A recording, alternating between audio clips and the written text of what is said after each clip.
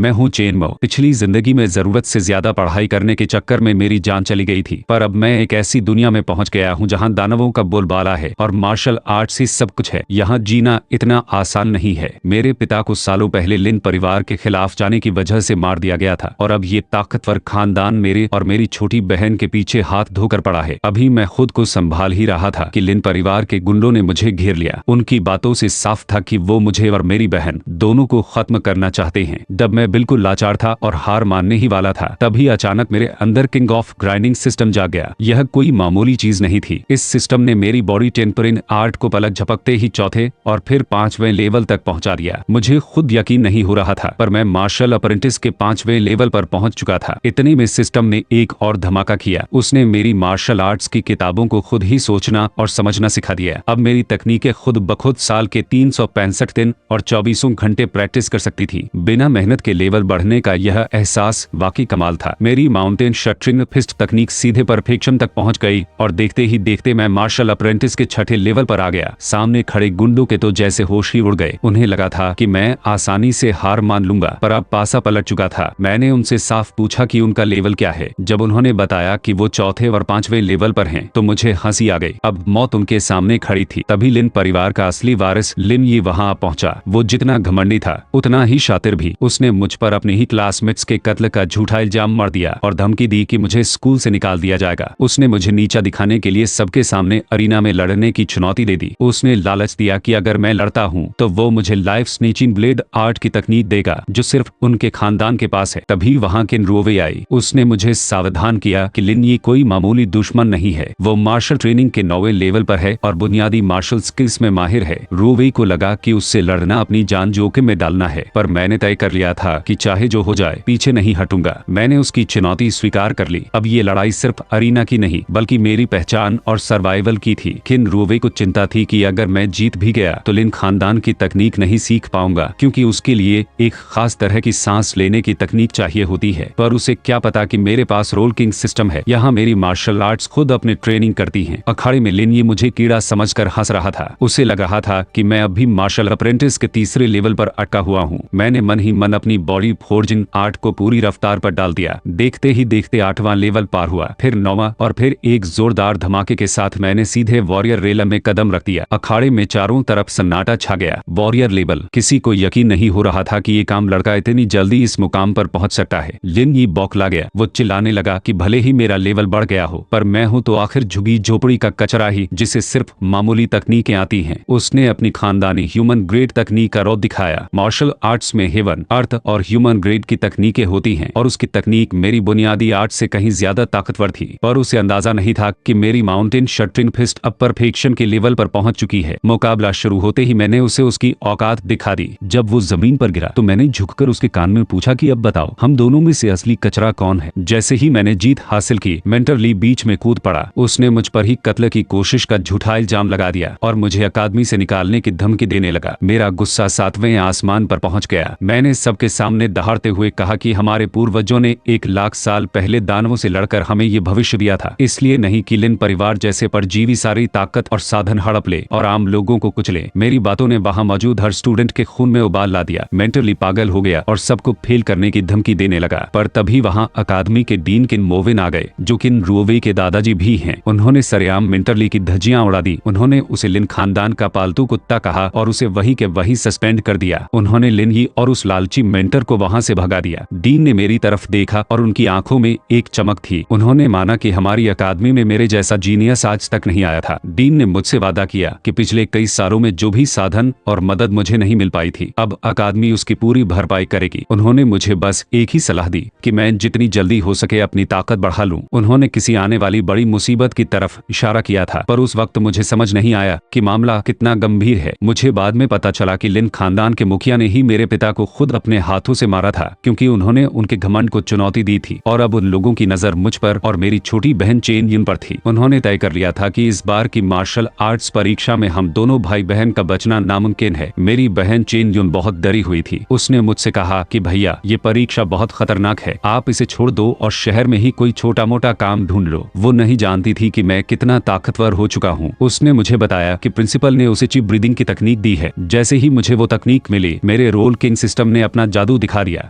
देखते ही देखते उस तकनीक का पहला और दूसरा लेयर पूरा हो गया। हद तो तब हो गई जब मेरी जानलेवा ब्लेड तकनीक ने मेरी समझ को कम बताते हुए खुद ही प्रैक्टिस करना शुरू कर दिया। उसे खून की प्यास लगी थी और वो बस सही मौके का इंतजार कर रही थी। आखिरकार परीक्षा का दिन आ गया। हमें एक खतरनाक जंगल में जंगली जानवरों का शिकार करके पॉइंट्स जमा करने थे, पर असली शिकारी तो लिन खानदान के लोग थे। उनके गुंडों ने मुझे चारों तरफ से घेर लिया। वो लोग हंस रहे थे और कह रहे थे कि यहाँ टैलेंट काम नहीं आता, यहाँ सिर्फ पहुंच काम आती है। उनमें से एक ने जब मेरी बहन के बारे में गंदी बात की और कहा कि लेनाओ उसे अपाहिज करके अपना पालतू बना लेगा, तो मेरा खून खौल उठा। मैंने एक पल की भी देरी नहीं की, मेरी तलवार जैसे खुद ही चलने लगी। वो लोग पहले लेवल के मार्शल मास्टर्स थे, पर मैंने उन्हें कांच की तरह चकनाचूर कर दिया। उन्हें यकीन नहीं हो रहा था कि मैंने उनकी खानदानी तकनीक को उनसे भी बेहतर तरीके से मास्टर कर लिया है। मैंने एक गुंडे को पकड़कर सच उगलवाया। उसने बताया कि यह सब लिन खानदान के मुखिया की साजिश है, क्योंकि हम दोनों भाई बहन उनके लिए खतरा बनते जा रहे थे। मेरी तकनीक अब पूरी तरह से परफेक्ट हो चुकी थी। अब मेरा बस एक ही लक्ष्य था, लेनाओं को ढूंढना और अपनी बहन को उस दरिंदे से बचाना। मेरी बहन यूं बेबसी में अपनी आखिरी सांसें गिन रही थी। वो भगवान से दुआ कर रही थी कि मैं कभी यहाँ ना आऊं और बदला लेने के चक्कर में अपनी जान न गंवाऊं। वो बस चाहती थी कि मैं किसी तरह अकेला ही सही पर जिंदा रहूं। पर लेनाओ नाम का वो दरिंदा उसके साथ जुल्म की सारी हदें पार कर चुका था। उसने यून का डेंटियन यानी उसकी शक्ति का केंद्र हमेशा के लिए बर्बाद कर दिया था। वो इतने पर ही नहीं रुका, वो हंसते हुए उसके हाथ पैर की नसें काटने ही वाला था कि तभी मैं वहां पहुंच गया। मैंने अपनी डेडली ब्लेड तकनीक का ऐसा कहर बरपाया कि लेनाओ के होश उड़ गए। उसे लगा कि शायद उसके खानदान का कोई पूर्वज आ गया है, क्योंकि वो तकनीक उनके खानदान की सबसे बड़ी ताकत थी। पर जब उसने मेरा चेहरा देखा तो उसकी सिट्टी पिट्टी गुम हो गई। उसे यकीन ही नहीं हो रहा था कि एक मामूली वॉरियर इतना ताकतवर कैसे हो सकता है। उसने कांपते हुए पूछा कि आखिर हमारी क्या दुश्मनी है। मैंने साफ कहा कि ये नफरत बहुत पुरानी और बहुत गहरी है और उसे सीधे नर्क भेज दिया। जुन की हालत देखकर मेरा कलेजा फटा ला रहा था। वो रोते हुए कह रही थी कि भैया मेरा डेंटियन टूट गया है, अब मैं कभी मार्शल आर्ट्स नहीं सीख पाऊंगी। उसने कहा कि हमें अकादमी को सब बताना चाहिए, पर मुझे पता था कि ये बेकार है। शहर के गार्ड्स का वाइस कमांडर खुद लिन परिवार का गुलाम है और उसी ने लेनाओ को ये सब करने की छूट दी थी। वो हमें बचाने नहीं बल्कि हमारा खेल खत्म करने आ रहे थे। हमने तय किया कि हम जंगल के खतरनाक इलाकों में छिप जाएंगे और अपनी ताकत बढ़ाएंगे। उधर बाहर परीक्षा की रैंकिंग देखने वालों के बीच हड़कंप मच गया था। मेरा नाम तेजी से ऊपर चढ़ रहा था और देखते ही देखते मैं टॉप पर पहुंच गया। पर सबसे बड़ा झटका तब लगा जब लिन खानदान के दोनों लाडले लिन यी और लेनाओ के नाम लिस्ट में ग्रे हो गए। इसका मतलब साफ था, वो दोनों मर चुके थे। पूरा जेचिंग शहर अब हिलने वाला था, क्योंकि लिन खानदान अब पागलों की तरह शिकार पर निकलेगा। पर अब पीछे हटने का कोई रास्ता नहीं था। मैंने युन को दिलासा दिया कि उसे घबराने की जरूरत नहीं है। भले ही उसका डेंटियन बर्बाद हो गया था और वो मार्शल आर्ट्स की ताकत महसूस नहीं कर पा रही थी, पर मैंने कसम खाई कि अगर लिन खानदान ने उसका रास्ता रुका है तो मैं उनकी 1000 साल पुरानी विरासत को मिट्टी में मिला दूंगा। मेरा रोल किंग सिस्टम अपना काम 24 घंटे कर रहा था। अचानक मेरी रगों में ताकत का ऐसा सैलाब आया कि मैं सीधे मार्शल मास्टर बन गया। 18 साल की उम्र में मार्शल मास्टर, यह इस शहर के इतिहास में आज तक नहीं हुआ था। यून की आंखों में चमक लौट आई थी। उसे गर्व था कि उसका भाई एक असली जीनियस है। तभी वहां मार्शल आर्ट्स एकेडमी की टॉप स्टूडेंट किन रोवे आ पहुंची। बाहर जंगली जानवरों का कहर टूटा था और वो चाहती थी कि हम मिलकर मुकाबला करें। मैंने उसे साफ मना कर दिया। उसे लगा कि अकेले रहना खुदकुशी है, पर उसे क्या पता था कि मेरे साथ रहने का मतलब मौत से भी बदतर मंजूर होना था। मैंने उसे चेतावनी दी कि मेरे साथ आई तो उसे ऐसी निराशा का सामना करना पड़ेगा जिसकी उसने कल्पना भी नहीं की होगी। अभी हम बात कर ही रहे थे कि लिन जियान वहां अधम का, वो गार्ड कॉर्प्स का वाइस कमांडर है और तीसरे लेवल का मार्शल मास्टर है। रोवे ने अपनी किन फैमिली का नाम लेकर बीच बचाव करने की कोशिश की, पर लिन जियान ने उसे और उसके खानदान को सरेआम बेइज्जत कर दिया। रोवे ने घबराकर मुझसे पूछा कि क्या मैंने लिन परिवार के पूर्वजों की कब्र खोद दी है जो वो इतने पागल हो रहे हैं। मैंने बड़े आराम से कह दिया कि मैंने बस लेनाओ और लिन यी को मार डाला है। रोवे के तो जैसे होश ही उड़ गए। उसे यकीन नहीं हो रहा था कि मैंने लिन खानदान के दोनों इकलौते वारिसों को खत्म कर दिया है। लिन जियान गुस्से में अंधा होकर हम पर टूट पड़ा। उसे लगा कि वो एक मार्शल मास्टर है तो हमें आसानी से कुचल देगा, पर उसे क्या पता था कि मास्टर सिर्फ वो अकेला नहीं है। मैंने अपनी चिजिंग फेट ब्लेड तकनीक निकाली और उसे दिखा दिया कि एक 18 साल का लड़का भी मार्शल मास्टर हो सकता है। जब उसने मुझे उनकी ही खानदानी डेडली ब्लेड आर्ट को परफेक्शन के साथ इस्तेमाल करते देखा तो उसकी आंखों में मौत का खौफ साफ दिखने लगा। मामला अब सिर्फ बचने का नहीं था, हिसाब बराबर करने का था। लिन जियान मरते मरते भी मुझे डराने की कोशिश कर रहा था। वो कह रहा था कि एक मामूली सा लड़का होकर मैंने उसे मारने की हिम्मत कैसे की और अब लिन परिवार का गुस्सा मुझे तबाह कर देगा। मैंने साफ कह दिया कि अगर लिन परिवार आसमान है तो मैं उस आसमान में छेद करने की हिम्मत रखता हूँ। मेरी डेडली ब्लेड तकनीक को जैसे योद्धाओं के खून खून की प्यास लगी थी। हर बार के साथ मेरी ये कला और भी खतरनाक होती जा रही थी, यहाँ तक कि मेरी फियरसॉक्स फिस्ट भी अब विकसित होकर अर्थ रैंक हेवन शेकिंग फिस्ट बन चुकी थी। मुझे महसूस हो रहा था कि मेरी मार्शल आर्ट्स की हर तकनीक खुद को एक नए और ऊंचे मुकाम पर ले जा रही है। तभी वहाँ किन रुओवेई के पिता किन वांगशु अपनी टीम के साथ आ पहुंचे। वो लोग जंगली जानवरों के बढ़ते हमलों की वजह से परीक्षा को बीच में ही रोकने आए थे, पर जब उन्होंने वहाँ लिन जियान की लाश देखी तो उनके होश उड़ गए। उन्हें यकीन नहीं हो रहा था कि लिन खानदान के इतने बड़े अफसर को किसी ने मार गिराया है। किन वांगशु ने मुझे अपने खानदान का सलाहकार बनने का न्योता दिया और कहा कि वो अपनी पूरी ताकत मेरी ट्रेनिंग में लगा देंगे, पर मुझे इन सब में कोई दिलचस्पी नहीं थी। मेरा सिर्फ एक ही मकसद था,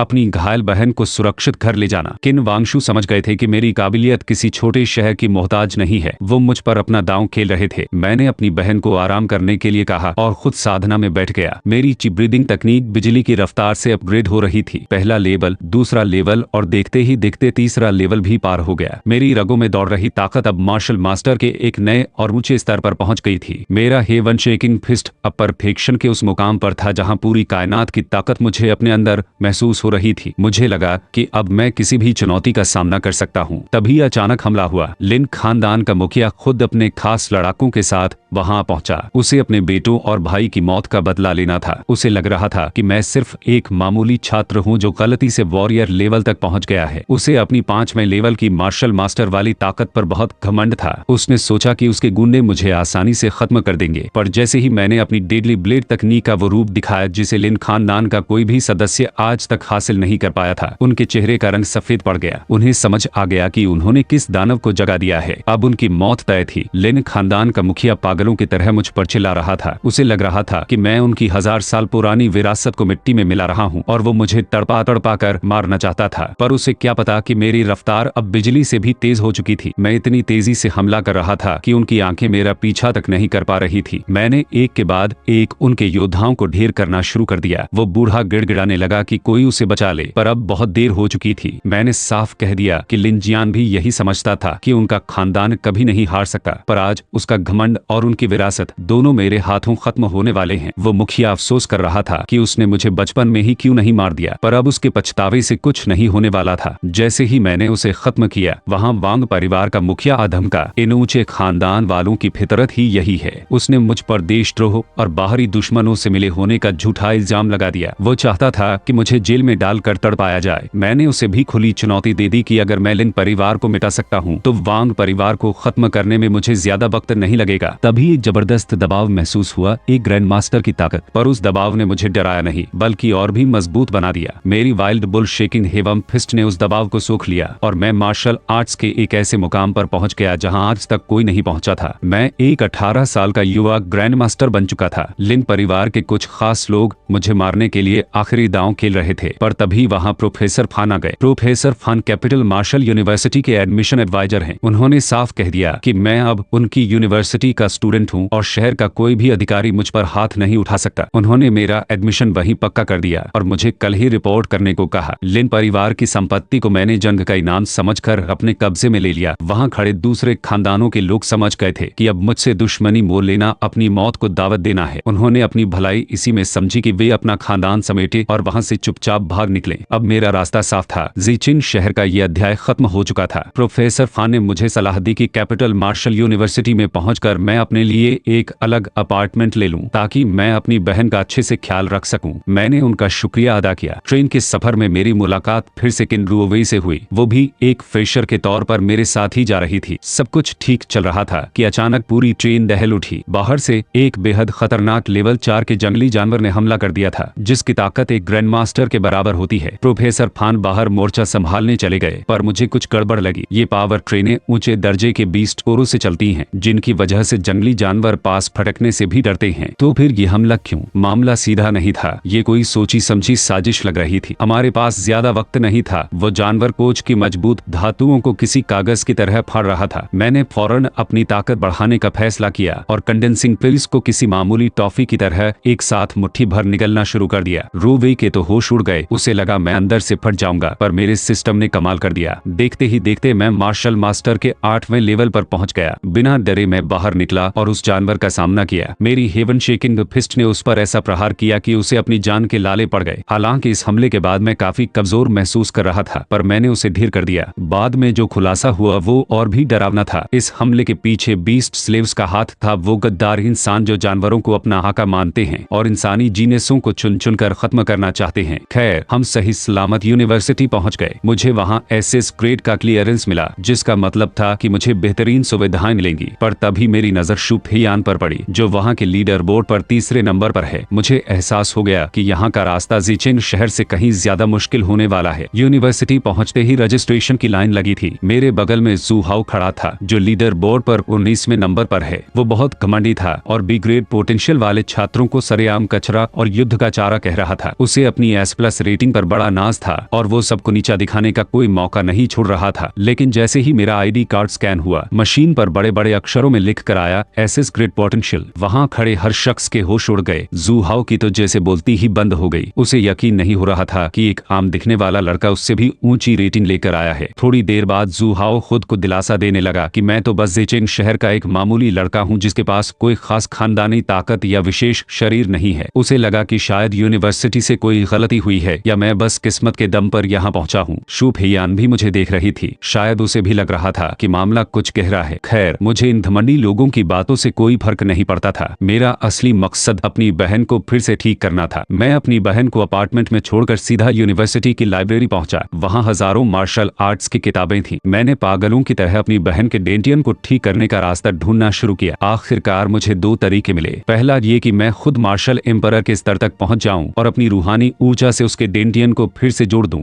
दूसरा रास्ता था लेवल 6 के किसी खूंखार जानवर का शिकार करना और उसके खून के निचोड़ से इलाज करना। दोनों ही काम लगभग नामुमकिन थे, पर मैंने ठान लिया था कि मैं अपनी बहन के लिए कुछ भी करूंगा। मैंने अपनी ताकत बढ़ाने के लिए लाइब्रेरी की किताबों को स्कैन करना शुरू किया। मेरा रोल किंग सिस्टम फिर से एक्टिवेट हो गया। उसने एक साथ 191 सांस लेने की तकनीकों को अपने अंदर सोख लिया। मेरी पुरानी तकनीकें और ये नई तकनीकें मेरे शरीर के अंदर आपस में भिड़ने लगी, जैसे 2 शेर अपनी हुकूमत के लिए लड़ रहे हों। आखिरकार ची कंडेंसेशन तकनीक सबसे ताकतवर बनकर उभरी और उसने बाकी सभी तकनीकों को अपना पोषण बना लिया। अब मेरी बुनियाद इतनी मजबूत हो चुकी थी जिसकी कोई कल्पना भी नहीं कर सकता था। अब वक्त था दुनिया को अपनी असली ताकत दिखाने का। मेरी ची कंडेंसेशन तकनीक अब और भी ताकतवर होकर हुन युआन कंडेंसेशन में बदल चुकी थी। अब मुझ में एक नई खूबी आ गई थी। मैं किसी भी हथियार को उसकी पूरी ताकत के साथ इस्तेमाल कर सकता था। कमाल की बात तो ये थी कि मेरी मार्शल आर्ट्स की किताबें मेरी कमजोर समझ से इतनी परेशान हो गई थी कि उन्होंने खुद ही अपनी ट्रेनिंग शुरू कर दी। यहाँ तक कि मेरी माइटी बुल तकनीक की ताकत भी धीरे धीरे बढ़ने लगी थी। मैंने स्विफ्ट थंडर जैसी एम्परर ग्रेड तकनीक की बुनियादी बातें भी समझ ली थी, पर असली मसला क्लियरेंस का था। अगर मुझे ऊंचे दर्जे की तकनीकें देखनी थी तो मुझे अपनी रैंकिंग बढ़ानी ही पड़ती। मैं लाइब्रेरी के शुरुआती सेक्शन में घूम ही रहा था कि जू हाओ और उसके साथियों ने मुझे फिर से टोकना शुरू कर दिया। वो मुझे नीचा दिखाने का कोई मौका नहीं छोड़ रहे थे। 19वीं रैंक पर बैठा वो लड़का खुद को खुदा समझ रहा था। वो लोग मेरा मजाक उड़ा रहे थे कि बिना किसी स्पेशल फिजिक यानी विशेष शरीर के मेरी SS ग्रेड रेटिंग पक्का फर्जी है। उनके हिसाब से मैं बस एक मामूली लड़का था जो अपनी औकात से बाहर के सपने देख रहा था। मैंने तय कर लिया था कि अब बातें बहुत हो गई, अब सीधा खाड़े में जवाब दूंगा। मैंने रिसेप्शन पर जाकर साफ कह दिया कि मैं हेवनली प्राइड रैंकिंग को चैलेंज करना चाहता हूँ। वहाँ मौजूद लोग और बाकी छात्र मुझ पर हंसने लगे। वो कह रहे थे कि मुझे कम से कम 6 महीने इंतजार करना चाहिए और खुद को तपाना चाहिए, पर मेरे पास इतना समय नहीं था। मैंने बिना डरे 100वें रैंक पर बैठे झोंग शान को चुनौती दे दी। लोग फुसफुसा रहे थे कि झोंग शान के पास म्यूटेंट युआन बॉडी जैसी जादुई ताकत है और मैं उसके सामने टिक भी नहीं पाऊंगा, पर उन्हें क्या पता कि मेरी मेहनत और इस सिस्टम के आगे कोई भी जादू काम नहीं करता। खेल शुरू होने वाला था और मैं सबको अपनी असली ताकत दिखाने के लिए तैयार था। पूरी यूनिवर्सिटी में ये बात फैल गई थी कि मैं बिना किसी जादुई शरीर यानी मार्शल फिजिक के SS वेटिंग लेकर आया हूँ। झोंग शान अरीना में बंदर की तरह उछल कूद कर रहा था। उसे अपनी एप ट्रांसफॉर्मेशन वाली ताकत पर बड़ा घमंड था। लोग फुसफुसा रहे थे कि मैं उसका एक वार भी नहीं झेल पाऊंगा, पर उन्हें क्या पता था कि असली ताकत शरीर में नहीं समझ में होती है। मुकाबला शुरू होते ही मैंने कोई बड़ी तकनीक इस्तेमाल नहीं की, बस अपना मोमेंटम यानी अपना आभा मंडल उस पर छोड़ दिया। एक पल भी नहीं लगा और झोंग शान धूल चाट रहा था। इंस्टेंट किल।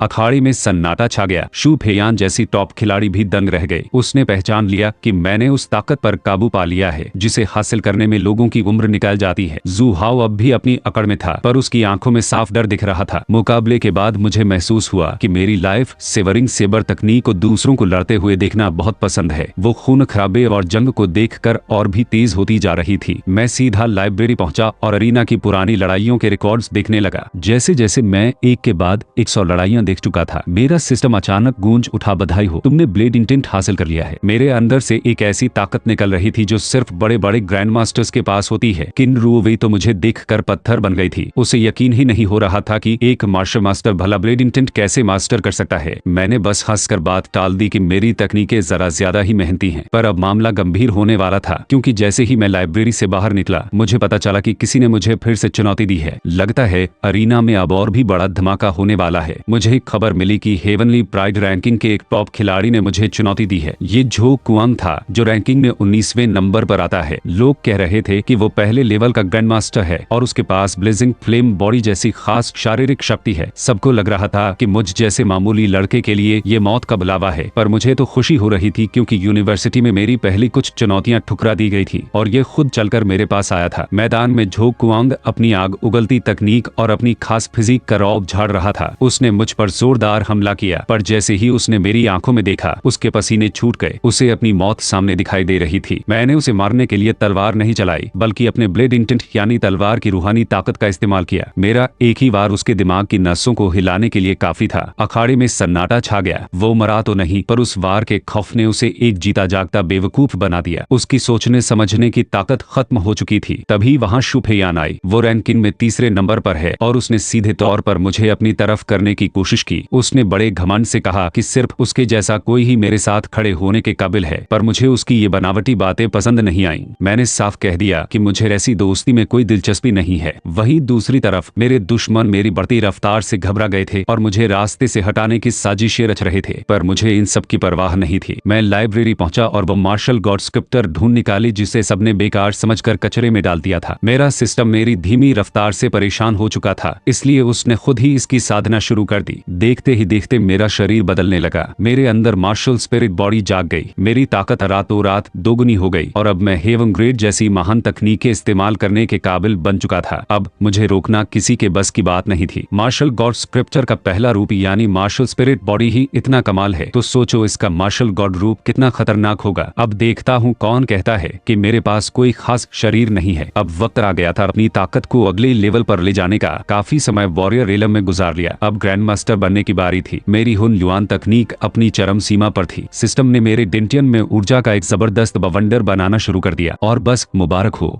मैं अब पहले लेवल का ग्रैंड मास्टर बन चुका था। यह एहसास बिल्कुल अलग था, जैसे शरीर की हर कोशिका पावर से भर गई हो। मेरा सिस्टम भी शांत नहीं बैठा। उसने मेरी तकनीकों को और भी एडवांस बना दिया। अब मेरी बुनियाद लोहे से भी ज्यादा मजबूत हो चुकी थी। मैं अपनी ताकत को और भी गहरा करने के लिए लाइब्रेरी की तरफ चल दिया। उधर जू हाओ नाम का वो लड़का जलन के मारे पागल हो रहा था। 3 साल से वो शू फियान के पीछे पड़ा था और उसने उसे घास तक नहीं डाली और अब वो मेरे पीछे आ रही थी। जू हाओ को लग रहा था कि मेरे पास कोई पैदाइशी फिजिक नहीं है, इसलिए वो मुझे आसानी से कुचल देगा। उसने सरेआम मुझे चुनौती दी थी। 19वें रैंक का खिलाड़ी 72वें रैंक वाले को चैलेंज कर रहा था, सिर्फ अपनी साख दांव पर लगाकर मुझे मारने के लिए। यूनिवर्सिटी के प्रिंसिपल और प्रोफेसर फान भी मेरे बारे में चर्चा कर रहे थे। प्रोफेसर फान को अब पछतावा हो रहा था कि उन्होंने मुझे सिर्फ एसएस रेटिंग क्यों दी। उनके हिसाब से मैं एसएस ग्रेड का जीनियस हूँ, जो हजारों सालों में एक बार पैदा होता है। अखाड़े में जू हाओ अपनी पूरी ताकत के साथ मेरे सामने खड़ा था। उसने मुझे नीच कहा और सोचा कि वो अपनी फिजिक के दम पर मुझे हरा देगा। मैंने उसे साफ कह दिया कि वो सिर्फ एक पागल आशिक है। उसे लग रहा था कि मुझ जैसे मार्शल मास्टर के लिए वो बहुत भारी पड़ेगा, पर उसे क्या पता था कि मैं अब बदल चुका हूँ और अब करिश्मा दिखाने की मेरी बारी थी। सबको लग रहा था कि मैं मार्शल मास्टर के 8वें लेवल पर हूँ, पर जब मैंने अपनी असली ताकत दिखाई तो सबके पैरों तले जमीन खिसक गई। मैं कोई मामूली योद्धा नहीं, बल्कि 5वें लेवल का ग्रैंड मास्टर बन चुका था। अखाड़े में खड़े लोग हक्के बक्के रह गए। उन्हें लगा कि मैं बस पानी की तरह लेवल बदल रहा हूँ। जू हाओ को अपनी फिजिक पर बहुत घमंड था। उसने अपनी पूरी ताकत झोंक दी, पर मेरी निर्वाण प्रलय तकनीक के आगे उसकी एक न चली। मेरा वार इतना खतरनाक था कि वो मरा तो नहीं, पर एक जिंदा लाश बन गया। अब वो कभी होश में नहीं आएगा। उसी वक्त मेरे शरीर से एक सुनहरी रोशनी निकली जिसने सबको चुप करा दिया। अब किसी में हिम्मत नहीं थी कि मुझे बिना फिजिक वाला कचरा कहे। सुनहरी रोशनी का मतलब साफ था, मेरे पास एक बेहद खास और शक्तिशाली शरीर है। मुकाबला खत्म होने के बाद जो हुआ उसने तो यूनिवर्सिटी में आग लगा दी। घमंडी शू फेयान, जिसे बर्फ की रानी कहा जाता था, वो मेरे पास आई। उसने अपनी पुरानी गलती मानी और यहाँ तक कह दिया कि क्या वो मेरे अपार्टमेंट में रहकर मेरे घर के काम संभाल सकती है। पूरी यूनिवर्सिटी में शोर मच गया। जिस हसीना के पीछे जूहाओ 3 साल तक पागलों की तरह पड़ा रहा, वो अब खुद मेरे लिए काम करने को तैयार थी। पर मेरी मुश्किलें अभी खत्म नहीं हुई थी। मेरी तेजी से बढ़ती ताकत ने दुश्मनों की नींद उड़ा दी थी। फायरक्रो प्रिंस और उसके बीस्ट स्लेव सब मेरे पीछे हाथ धोकर पड़ गए थे। उन्हें डर था कि अगर मैं ऐसे ही बढ़ता रहा तो मैं उनके अस्तित्व के लिए खतरा बन जाऊंगा। उन्होंने अगले हफ्ते होने वाले हंटिंग ट्रायल में मुझे मारने का जाल बिछा लिया था। फायरक्रो प्रिंस ने खुद मुझे खत्म करने का फैसला किया है। उसे लग रहा है कि वो मुझे रोक लेगा, पर उसे क्या पता कि मैं अब उस मुकाम पर हूँ जहाँ से पीछे मुड़ना मेरे स्वभाव में ही नहीं है। खेल अब और भी बड़ा होने वाला था। मैं लाइब्रेरी में पागलों की तरह किताबें पलट रहा था। लोग हैरान थे कि क्या मेरी आंखें इतनी तेज हैं कि इतनी जल्दी सब कुछ पढ़ पा रही हैं। उन्हें क्या पता कि मेरी रोल किंग सिस्टम और थरैंक की तकनीकों को ऐसे सोख रही थी जैसे कोई प्यासा पानी पीता है। मेरी स्काई शेकिंग फिस्ट और लाइफ स्टीलिंग ब्लेड पहले से कहीं ज्यादा घातक हो चुकी थी। मैं पूरी तरह बदल चुका था, जैसे मेरा पुनर्जन्म हुआ हो। रूवेई और फेयान मुझे ऐसे देख रही थी जैसे मैं कोई अजूबा हूँ। उन्होंने मुझसे पूछा कि क्या मुझे कभी कोई रुकावट महसूस नहीं होती। मैंने बस इतना कहा, शायद तुमने अभी तक असली काबिलियत देखी ही नहीं है। अगले हफ्ते वाइल्ड हंट शुरू होने वाला था और यूनिवर्सिटी के टॉप 10 खिलाड़ियों ने मेरे खिलाफ मोर्चा खोल दिया था। उन्हें डर था कि कहीं मैं सबको हराकर एक अजय दिल यानी इनविंसिबल हार्ट न बना लूं। अगर एक बार योद्धा का आत्मविश्वास उस मुकाम पर पहुंच जाए तो उसे रोकना नामुमकिन हो जाता है। मुझे इसमें कोई खास दिलचस्पी नहीं थी, पर जब मुझे पता चला कि वो लोग मुझे कुचलने की योजना बना रहे हैं तो मुझे मजा आने लगा। मैंने एक शर्त रख दी, जो जीतेगा वो सामने वाले की स्टोरेज रिंग और उसके सारे कीमती सामान ले लेगा। मुझे वैसे भी पिल्स और साधनों की जरूरत थी और ये अमीरजादे मेरे लिए सोने की खान साबित होने वाले थे। पूरी यूनिवर्सिटी में खबर फैल गई कि एक नया लड़का टॉप 10 की रैंकिंग को एक ही बार में साफ करने निकल पड़ा है। ये पागलपन था, क्योंकि टॉप 5 खिलाड़ी न सिर्फ ग्रैंड मास्टर थे बल्कि उनके पास बेहद ताकतवर जादुई शरीर भी थे। मेरा मुकाबला सबसे पहले एक सेलेस्टियल फैटी बॉडी वाले योद्धा से हुआ। उसे लग रहा था कि उसका मोटापा एक अभेद्य कवच है जो मेरे हर वार को सोख लेगा, पर जैसे ही मैंने फिस्ट इंटेंट यानी मुक्के की रूहानी ताकत का इस्तेमाल किया, उसके होश उड़ गए। लोगों के लिए एक ही जिंदगी में ब्लेड इंटेंट और फिस्ट इंटेंट दोनों हासिल करना नामुमकिन जैसा था, पर मेरे लिए ये बस शुरुआत थी। मैंने उसे धूल चटा दी और बिना रुके अगले शिकार की तरफ बढ़ गया। लोग चिल्ला रहे थे, अगला कौन? 5वें रैंक वाले खिलाड़ी ने बड़ी हेकड़ी दिखाई। उसने कहा कि मुझ जैसे मामूली लड़के को हराने के लिए उसे सिर्फ 3 बार चाहिए। मैंने मुस्कुराते हुए कहा, मैं तुम्हारे उन 3 बार का इंतजार करूंगा। उसने अपनी डेमोनिक बॉडी की ताकत दिखाई और मुझ पर टूट पड़ा। माहौल पूरी तरह गर्मा चुका था और अखाड़े में अब आर पार की जंग होने वाली थी। 5वें नंबर वाले ने मुझ पर अपनी जहरीली तलवार से हमला किया, पर मेरा सिस्टम उस जहर को भी पी गया। फिर बारी आई 4थे नंबर के जुआनजिंग की। उसने अपनी मिस्टिक क्रिस्टल बॉडी के जरिए अपने शरीर को कीमती पत्थर जैसा मजबूत बना लिया था। उसे लगा कि उसकी ये ढाल उसे अजेय बना देगी, पर मेरे ब्लेड इंटेंट के आगे उसकी वो पत्थर जैसी खाल कागज की तरह फट गई। उसने हार मान ली। इसके बाद 3रे नंबर वाली शूफेयान ने तो लड़ने से पहले ही हाथ खड़े कर दिए। तभी टॉप रैंकर्स का असली और घिनौना चेहरा सामने आया। उन्होंने साफ कह दिया कि वो मुझे सिर्फ इसलिए कुचलना चाहते हैं क्योंकि उन्हें डर था कि मैं उनकी रैंकिंग छीन लूंगा। उनके हिसाब से मुझ जैसे आम आदमी को इंसानियत का रक्षक बनने का कोई हक नहीं था। ये सुनकर मुझे हंसी भी आई और गुस्सा भी। मैंने उन्हें साफ कहा कि तुम लोग रक्षक नहीं, सिर्फ परजीवी हो जो समाज को खोखला कर रहे हो। मेरा गुस्सा इतना बढ़ा कि मेरा सिस्टम पागलों की तरह काम करने लगा। 5 मिनट के अंदर मैं ग्रैंड मास्टर से सीधे ग्रेट ग्रैंड मास्टर बन गया और मेरा लेवल दर्जनों बार ऊपर चढ़ गया। वहाँ खड़े लोगों को लग रहा था कि वो कोई सपना देख रहे हैं। मेरी तलवार की तकनीक भी अपग्रेड होकर हेवरस्लिंग ब्लेड बन चुकी थी। मैं अब इस पूरी यूनिवर्सिटी की रैंकिंग में नंबर 1 पर था। पर मैंने एक और अजीब चीज नोटिस की, वहाँ मौजूद कुछ लोग अपने बाएं हाथ में दस्ताने पहन रहे थे। ये वही बीस्ट स्लेव्स यानी जानवरों के गद्दार गुलाम थे। ट्रेनिंग की धुन में मुझे एहसास ही नहीं हुआ कि मेरी ताकत अब मार्शल किंग के स्तर को छूने लगी है। मेरी बहन यून ये देखकर फूली नहीं समा रही थी कि अब उसके भाई को कोई परेशान नहीं कर पाएगा। पर तभी रूवे भागती हुई आई और उसने मुझे याद दिलाया कि आज ही वो बड़ा वाइल्ड हंट है जिसके लिए सब शहर से बाहर निकल चुके हैं। मुझे लगा कि सिर्फ एक दिन बीता है, पर मैं पूरे 1 हफ्ते से साधना में खोया हुआ था। अब मुझे फौरन निकलना था क्योंकि असली शिकार तो अब शुरू होने वाला था। हंटिंग ट्रायल शुरू हो चुका था। प्रोफेसर ने मुझे एक ऐसी बात बताई जिसे सुनकर मेरे साथ खड़े छात्रों के तो जैसे होश ही उड़ गए। मेरी रेटिंग अब SS ग्रेड से बढ़कर SSS+ हो चुकी थी। यूनिवर्सिटी के इतिहास में ऐसा पहले कभी नहीं हुआ था, पर मुझे इन कागजी रेटिंग से ज्यादा फर्क नहीं पड़ता था। मेरा ध्यान तो सिर्फ अपनी ताकत बढ़ाने पर था। लोगों को इस बात पर यकीन नहीं हो रहा था कि मैंने वो मार्शल गॉड स्क्रिप्चर मास्टर कर ली है जिसे दुनिया अब तक सिर्फ एक थ्योरी मानती थी। जैसे ही हम जंगल के गहरे इलाके यानी वुलिंग डिस्ट्रिक्ट डिस्ट्रिक्ट में पहुंचे। वहाँ की खामोशी डराने वाली थी। कायदे से वहाँ खतरनाक जानवरों का शोर होना चाहिए था, पर वहाँ सन्नाटा पसरा था। तभी मेरे सामने 3 बड़े खानदानों के मुखिया आधम के झो, ली और गु परिवार के हेड झो चेंगफेन ने बड़े घमंड से कहा कि उन्होंने इस इलाके के सारे जानवरों को पहले ही साफ कर दिया है ताकि वो शांति से मेरा शिकार कर सके। ये लोग मुझसे बदला लेने के लिए पागल हो चुके थे, क्योंकि मैंने उनके बेटों और वारिसों को उनकी औकात दिखाई थी। इन लोगों की घटिया सोच देखकर मुझे घिन आने लगी। मुझसे बदला लेने के लिए ये बाकी मासूम छात्रों की जान लेने को भी तैयार थे। उनके लिए मानवता का भविष्य कुछ नहीं था, बस अपना खानदान और अपनी जिद ही सब कुछ थी। उन्हें लगा कि यूनिवर्सिटी वाले अभी जांच में फंसे हैं और जब तक वो यहाँ पहुंचेंगे तब तक हम सब सिर्फ हड्डियों का ढेर बन चुके होंगे। उन्होंने खुद को हाफ स्टेप मार्शल मोनार्क बताते हुए अपनी ताकत का रौब झाड़ा। उनके हिसाब से वो इस वक्त शहर के सबसे ताकतवर लोग थे, क्योंकि असली मार्शल मोनार्क तो सरहदों पर दुश्मनों से लोहा ले रहे हैं। उन्होंने अपनी पुरानी जानकारी के दम पर मुझे कमजोर समझने की बहुत बड़ी गलती कर दी थी। उन्हें अंदाजा भी नहीं था कि जिस लड़के को वो घेरने आए हैं वो अब उनकी सोच से कहीं ज्यादा आगे निकल चुका है। मैंने मुस्कुराते हुए बस इतना कहा कि ये बहुत अफसोस की बात है। अफसोस इस बात का कि वो अपनी मौत को खुद बुलावा देने यहाँ तक आए हैं। अब हिसाब बराबर करने का वक्त आ गया था। ये बड़े बड़े खानदान वाले खुद को बहुत शातिर समझ रहे थे, पर उन्हें अंदाजा भी नहीं था कि उन्हें यहाँ सिर्फ बलि का बकरा बनाने के लिए लाया गया है। मामला बहुत संगीन था। यहाँ एक भयानक रस्म शुरू हो चुकी थी जिससे किसी बीस्ट किंग को बुलाया जा रहा था, जो ताकत में एक मार्शल किंग के बराबर होता है। देखते ही देखते आसमान से आग की लपटें बरसने लगी और हमारे सामने खुद फायर क्रोपिन सा खड़ा हुआ। उसके पास प्राचीन सुनहरे कौवे का खून था और वो ऐसी आग उगल सकता था जो पल भर में सब कुछ राख कर दे। जो मुखिया अभी तक शेर बन रहे थे वो मौत को सामने देखकर गीदड़ बन गए। वो बेशर्मों की तरह उसके पैरों में गिरकर गुलामी की भीख मांगने लगे। प्रिंस ने शर्त रखी कि अगर उन्हें जिंदा रहना है तो उन्हें अपनी आत्मा पर उसकी गुलामी की मुहर लगवानी होगी। इसका मतलब था